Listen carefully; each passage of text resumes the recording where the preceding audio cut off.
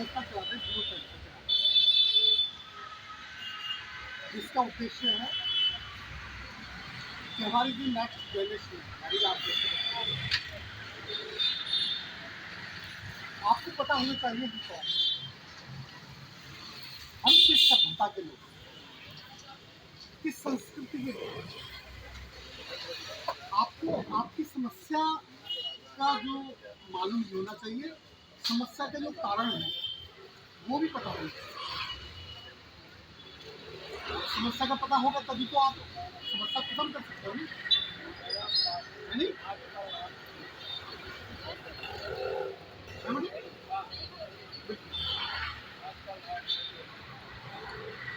तो आप सभी लोग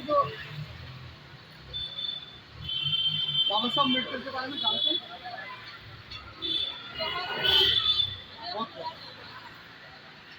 देखिए, मैं ऐसा नहीं है कि मैं आप पे कोई जादू कर दूँ। अभी मैं ऐसा बोलूँगा स्टूडेंट, अब आपके दिमाग में बात घुस जाएगी, ऐसा नहीं। आदमी अपने कोई मानसिकता के, अपने दिमाग के हिसाब से जीता है, उसी के हिसाब से निर्णय करता है। आप में से किसी न किसी बच्चे को ये बात भी चल रही होगी कि पता नहीं ये क्यों कर रहे हैं, इनका फायदा क्या है, ये क्यों आए हैं, भाई कोई तो लालच होगा, है नहीं? ज़्यादातर ऐसा समझते हैं लोग, क्योंकि बिना लालच के कोई चलता नहीं, राइट? आप भी तो लालच में आओ ना, आए ना कि कुछ मिलेगा जानने के लिए, ये सोच के लिए आओ, विचार पाने के लिए आए ना, एक लालच है। मानव प्रवृत्ति है, मानव है तो उसके अंदर लालच है, ये मानव प्रवृत्ति है। लेकिन लालच कैसे? आपको जितना बड़ा आप लालच पैदा कर लोगे, एक तो लालच पैसे का होता है, पद का होता है, प्रतिष्ठा का होता है, बड़ी गाड़ी का होता है, बड़े बंगले का होता है। एक लालच होता है अच्छे से अच्छा जीवन जीने का, अच्छे से अच्छा जीवन जीने का। यानी कि जब कभी आप अगर यहाँ रोड से निकले तो कितने बच्चे आपको देख के मुस्कुराने चाहिए, ये मन में ख्याल आया ना कि मुझे देख के लोग खुश हो। और यदि आप उनको ना दिखाई दो, कितने बच्चे आपके पास पहुंचने चाहिए खैर खबर लेने के लिए, क्या आओ दिखाई नहीं दे किधर है नहीं? या कितने, अगर आपको आप बीमार पड़ जाएं तो आपके दुख तकलीफ में आपके माँ बाप, आपका परिवार, आपके समाज के लोग, आपके पड़ोस के लोग, या आपके गोरेगांव के लोग, या बम्बई के लोग, या महाराष्ट्र के लोग, या पूरे भारत के लोगों को पता हो कि आप तकलीफ,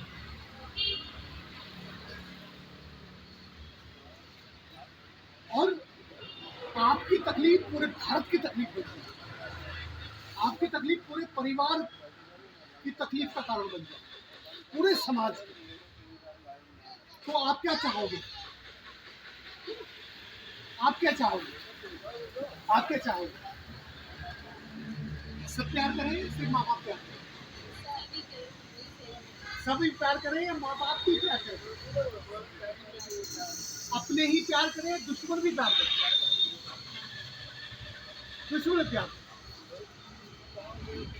दुश्मन भी प्यार करे इस व्यक्ति को, वो अम्बेडकर बन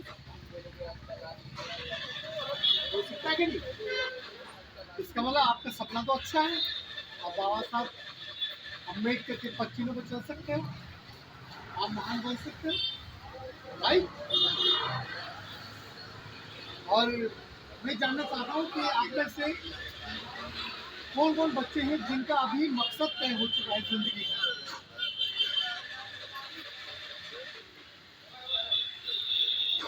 आप क्या बनना चाहते हैं?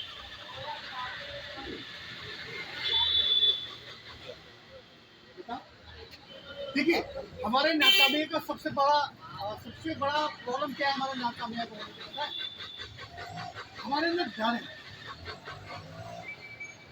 डर बहुत तरीके का होता है। डर ऐसा होता है कि अरे मैंने बताया तो मेरा मजाक तो नहीं उड़ाएगी वो, और टीचर बनेगी, ऐसा बोलेंगे ना, तो ये बनेगी इंस्पेक्टर, मजाक उड़ाने के डरते वैसे आप अपने सपने शेयर नहीं करते हैं।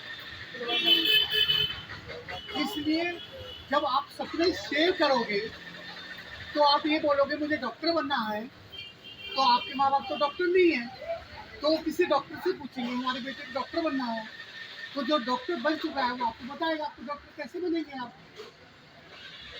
तो आपको मार्गदर्शन मिलेगा, यानी कि आपको बताने वाले लोग मिलेंगे, लेकिन जब सपने ही नहीं बताओगे तो आपको कोई बताने वाला भी नहीं मिलेगा। तो सपने शेयर कीजिए, सपने शेयर कीजिए ताकि आपका मार्गदर्शन करने वाले लोग मिले। अरे हिंदू कोड में काफी जो ऐसा तो एक्चुअली हिंदू कोड में हम स्पेशल किसी दिन डिबेट करेंगे, बताएंगे इसके बारे में, लेकिन मैं आपको बता देता हूँ थोड़ा सा हिंदू कोड बिल के बारे में। हिंदू कोड बिल बाबा साहब अम्बेडकर ने 1951 में उसको संसद में रखा। एक उन्होंने बिल बनाया। हिंदू कोड बिल क्या है पता है? किसी को नहीं पता। आज जो आप यहाँ बैठ कर मेरी बात सुन रही हैं, ये राइट आपको हिंदू कोड बिल से मिला। आप अपने घर से निकलकर अगर आप कहीं आ जा सकती हो, ये भी हिंदू कोड बिल आपको देता है। आपको बेटे के बराबर ही समझा जाए, ये भी अधिकार आपको हिंदू कोड बिल देता है। पिता और पति की संपत्ति में पहले महिलाओं को अधिकार नहीं होता, ये अधिकार भी आपको हिंदू कोड बिल देता है। हिंदू कोड बिल वो बिल है जिसमें जिन परंपराओं, जिन रीति रिवाज, प्रथाओं के तले महिला डरी हुई थी, विधवा महिला को शादी करने का, दूसरी शादी करने का अधिकार नहीं, वो आजीवन विधवा ही उसको रहती है। और विधवा महिला गांव के बाहर अलग रहती थी, परिवार से अलग रहना पड़ता था, और अच्छे कपड़े नहीं पहन सकती थी, वो कलरफुल कपड़े नहीं पहन सकती थी। आजीवन उसको एक ही गंदी मैली उसको कपड़ों में रहना पड़ता था। किसी के शादी ब्याह में उत्सव में वो जा नहीं सकती थी, किसी गर्भवती महिला के सामने वो आ नहीं सकती थी। पिता और पति की संपत्ति में उसका अधिकार नहीं था, और वो डॉक्टर इंजीनियर बनने का भी सपना नहीं दे सकती थी, वो मुख्यमंत्री या प्रधानमंत्री बनने का भी सपना नहीं दे सकती थी। यानी कि पुरुष में शूद्र और शूद्रों से भी नीचे रखा गया था महिला, किसी भी समाज को नहीं। और शास्त्र विवाह और सिविल विवाह, सिविल विवाह की वकालत करता है भारतीय संविधान, और शास्त्र विवाह की वकालत करता है हमारे धर्म शास्त्र करते हैं। तो धर्म शास्त्रों में जो महिला की आयु की शादी की वो रखी गई थी 12 वर्ष। 12 वर्ष में आपकी शादी कर दी जाए तो क्या परिवार खराब हो? लेकिन सिविल विवाह में 18 वर्ष लड़की और पुरुष 21 वर्ष। तो आज महिलाओं को जितना भी अधिकार मिला है, यानी कि बाबा साहब के समय में हिंदू कोड बिल को नकार दिया गया, उसको पारित नहीं किया गया, इसका मतलब आपको बराबरी का दर्जा नहीं देना चाहते थे उस समय के लिए। तो बाबा साहब ने इसीलिए कि जो महिला हमें पैदा करती है, हमारा निर्माण करती है, जिस महिला के सृजन में पूरे परिवार का, पूरे समाज का, पूरे देश का, पूरी दुनिया में जिसका बहुत बड़ा रोल रहा है, बिना किसी महिला के किसी परिवार पूरा होता है क्या? परिवार तो महिला से, माँ से, बहन से, बेटी से पूरा होता है ना। जिस महिला के बिना किसी परिवार, किसी समाज की हम कल्पना नहीं कर सकते, उस महिला को आप बराबरी का दर्जा नहीं दे सकते, तो मुझे फिर कानून मंत्री पद पर रहने का कोई अधिकार ही नहीं है। तो बाबा साहब अम्बेडकर ने महिलाओं के अधिकार को सुरक्षित न रख पा रहे थे संसद में, तो बाबा साहब ने इस्तीफा दे दिया। लेकिन जब वो इंदिरा गांधी को प्रधानमंत्री बनाना था, जवाहरलाल नेहरू को, उनकी बेटी थी, तो उन्होंने सोचा मुझे मेरी बेटी को प्रधानमंत्री बनाना है। अगर हिंदू कोड बिल लागू नहीं होता तो इंदिरा गांधी प्रधानमंत्री नहीं बनती। तो हिंदू कोड बिल को टुकड़ों में लागू किया, थोड़ा थोड़ा तोड़ा करके। जब जब महिला के वजूद को समझा गया लोगों के द्वारा, और फिर महिलाएं भी तो अपने संघर्ष के लिए लड़ी, तब जाके हिंदू कोड बिल लागू किया गया और इंदिरा गांधी पहली बार प्रधानमंत्री बनी। नजमा हेपतुल्ला, वहीदा खान सेना के अध्यक्ष, पीटी उषा भाविका, और ममता बनर्जी मुख्यमंत्री, जयललिता मुख्यमंत्री, और बहन मायावती मुख्यमंत्री, और प्रतिभा पाटिल राष्ट्रपति। अगर जितने भी बड़े पदों पर आज महिला पहुंचे हैं, वो उस समय बाबा साहब अम्बेडकर के द्वारा बनाया हुआ संविधान और संविधान में लागू किया गया हिंदू कोड बिल के द्वारा ही आपको आएंगे। तो पहले भी देवी देवता थे, बताते थे, अभी भी है, लेकिन जब वो देवी देवता थे तो महिलाओं के साथ शोषण किया। आज भी मंदिरों में बलात्कार होता है, सुना होगा आपने, रोड पे हो जाता है, स्कूल में हो जाता है, और अनाथ आश्रम और आश्रमों में हो जाता है। तो फिर कोई भगवान क्यों नहीं? आपका यदि कोई भगवान है आज की तारीख में, लोकतांत्रिक व्यवस्था में अगर कोई भगवान है जिससे आपको अधिकार मिल सकते हैं, तो सिर्फ ये वो चीज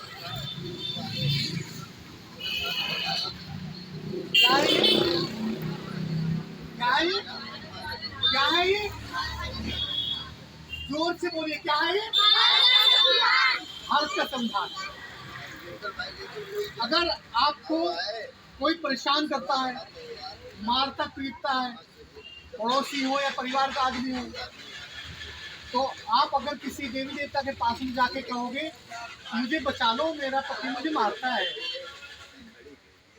तो क्या आएंगे देवी देवता जी? अगर आप थाने जाकर कहोगी कि मेरा पति मुझे मारता है, तो दरोगा जी आएंगे? तो थाने जाकर रिपोर्ट लिखाने का अधिकार कौन देता है? भारत संविधान। तो असली भगवान कौन आपका? आपको बड़े पदों पर जाना है नौकरी करने के लिए, और आप केवल ये बोलो देवी देवता के सामने बैठकर कि मुझे आप डॉक्टर बना दीजिए, स्कूल मत जाना पड़ता, क्योंकि स्कूल जाने का अधिकार तो संविधान देता है, राइट? पहले तो स्कूल जाने का अधिकार नहीं था। आप स्कूल ना जाएं तो क्या आप अधिकारी डॉक्टर बन जाएंगे? इसी तरह से आप अगर बैठकर सिर्फ हाथ जोड़ के बोलो पैसे आ जाओ, पैसे आ जाओ, पैसे आ जाओ, माता जी पैसे आ जाओ, आ जाएंगे। जब आप काम करेंगे, पढ़ेंगे, लिखेंगे, आगे बढ़ेंगे, तो तभी पैसे आएंगे। तो कमाने का, दूसरे प्रांत में जाने का, आपको बिजनेस करने का अगर कोई अधिकार देता है तो वो भारतीय संविधान देता है। अगर आप बात करेंगे कुरान की, तो कुरान में विश्वास रखने वाले लोग दूसरे लोगों के प्रति क्या सोचेंगे? दूर करो, ये हिंदू है, काफिर है, कहेंगे ना कहेंगे? और अगर हिंदुओं की बात करो, उनकी गीता की, तो मुसलमानों को क्या करेंगे? वो तो मुसलमान है, दूर करो। हमारे अपने अपने जो धार्मिक ग्रंथ हैं, हम सबको एक दूसरे से क्या करते हैं? अलग करते हैं। लेकिन ये वो धार्मिक ग्रंथ है, ये ऊंच नीच पे बना हुआ ग्रंथ नहीं है। इस सब के लिए कोई हिंदू नहीं, कोई मुसलमान नहीं, कोई पारसी, बुद्धिस्ट, जैन नहीं, कोई ईसाई नहीं, कोई सिख नहीं। इस ग्रंथ के लिए हम सभी क्या है? क्या है? एक समान है। देखिए, भारतीय, ओनली भारतीय। अब भारतीयों का यह है संविधान।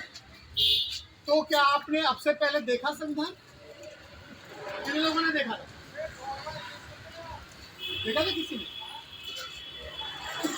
ओके, आपने देखा, वेरी गुड। सारे बच्चों में से एक ने देखा संविधान। क्या आपने पढ़ा है संविधान? तो मैं आपको संविधान पढ़ाने के लिए आप तय करें कब मुझे आना है। ज़्यादा टाइम नहीं चाहिए, आपके पढ़ाई लिखाई के अलावा जो आपके खेलने कूदने का टाइम है उसमें 1 घंटा आपको कम करें। भारतीय संविधान के बारे में जब जानकारी आपकी होगी, अगर मान लीजिए कि जब आपको इसके आर्टिकल जितने भी अनुच्छेद हैं आपके हक में, फंडामेंटल राइट्स जिनको कहा जाता है, यानी हमें संविधान समता का अधिकार देता है। समता का अधिकार क्या है? अमीर का बच्चा जहाँ पढ़ता है गरीब का भी वहीं पढ़े, यही तो समता का अधिकार। लेकिन क्या अधिकार आपको मिला? आप अमीर को स्कूलों में नहीं पढ़ सकते ना, बहुत फीस देनी पड़ती, नहीं मिला ना। तो फिर ऐसा ना करो, जहाँ गरीब का पढ़ता है वहाँ अमीर का पढ़ा दो। अगर हम अमीर के स्कूल में नहीं पढ़ सकते तो अमीर के बच्चे को हमारे स्कूल में पढ़ाओ। ये राइट कौन देता है? समता, स्वतंत्रता, बंधुता, न्याय का अधिकार देता संविधान। तो एक एक आर्टिकल के बारे में मैं आपको बताऊंगा। अगर आपको जानकारी होगी, कल को कोई आपको चाटा मार दे, गाली बक दे, यानी आपके कुछ कह दे, तो आप अगर एप्लीकेशन लिखोगे कि आर्टिकल इतने इतने के अंतर्गत मेरे ये अधिकार हैं, मेरे इस अधिकार का हनन हुआ है, तो कृपया करके दरोगा जी रिपोर्ट लिखो और इस पे ये मुकदमा दर्ज करो। तो दरोगा जी क्या करेंगे? वो जानेंगे कि आपको संविधान का जानकारी है, तो आपको गुमराह नहीं किया जा सकता। अगर मैं इसकी बात नहीं सुनूंगा तो मेरे खिलाफ कौन सा मुकदमा बनता है इस बात को भी जानता हूँ, तो मेरे खिलाफ ऊपर जा सकता है। तो क्या कभी कोई आपका शोषण कर पाएगा?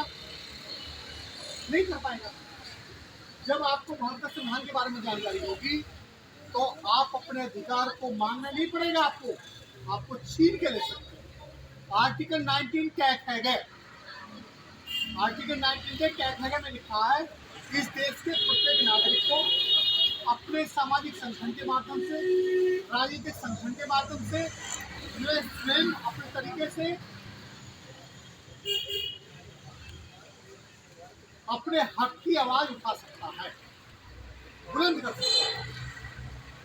उसी अधिकार के तहत मैं आपके बीच में आया बोल रहा हूँ। इसीलिए अगर मुझे जानकारी है तो क्या मुझे कोई रोक सकता है? नहीं रोक सकता। तो मैं और आपसे 2-4 मिनट थोड़ी बातें करूंगा, उसके बाद मैं अपनी बात समाप्त करूंगा, क्योंकि